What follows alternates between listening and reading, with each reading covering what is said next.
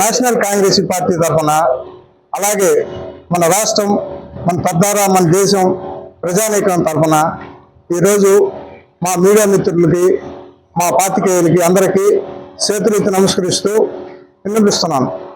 ఏంటంటే ఈరోజు మన రాష్ట్రంలో కానీ మన దేశంలో కానీ పెట్రోల్ కానీ డీజిల్ కానీ ప్రజలు వాడుకునే అత్యవసర వస్తువులు కానీ ప్రతి ఒక్కటి ఆకాశాన్ని మించిపోతున్నాయి.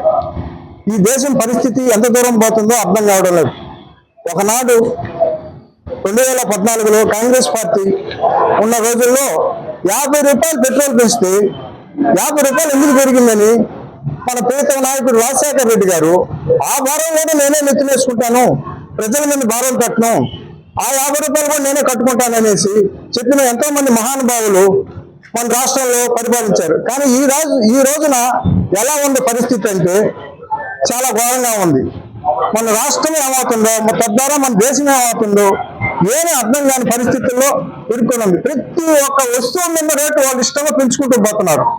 జిఎస్టీలు పెంచారు, ఎస్టీలు పెంచారు, ప్రతి ఒక్కటి పెంచుతూనే పోతున్నారు. ఏమవుతుందో ఈ దేశం, ప్రజలు ఎలా బతకాలి? సామాన్యుడి పరిస్థితి ఒకప్పుడు 100 రూపాయలు ఎత్తుకొని బజారుకు పోతే సంచి నిండా సామాన్ తీసుకెళ్ళేవాడు. ఈ రోజు 1000 రూపాయలు ఎత్తుకుపోయినా కూడా సంచి నిండా లేదా ఏ వస్తువు చూసినా మిడివాళ్ళంగా ఉంది. ప్రతి ఒక్క పేద కుటుంబంలో ఇదే సమస్య, ఇదే మాటలు. ఏంది ఇది రాష్ట్రమా లేదంటే ఏంది? సర్వనాశనం చేశారు రాష్ట్రాన్ని, తద్వారా దేశాన్ని సర్వనాశనం చేశారు.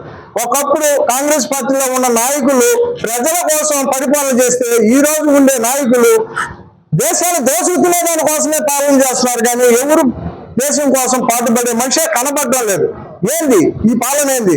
ఇంకనైనా మారి ఈ దేశాన్ని పరిపాలించాలనే ఆలోచన, ఈ ప్రజల్ని సేవ చేయాలనే ఆలోచన పెట్టుకొని సేవ చేయాలనేసి ఇటు కేంద్ర ప్రభుత్వాన్ని, ఇటు రాష్ట్ర ప్రభుత్వాన్ని కోరుకుంటూ ఈ అవకాశం ఇచ్చిన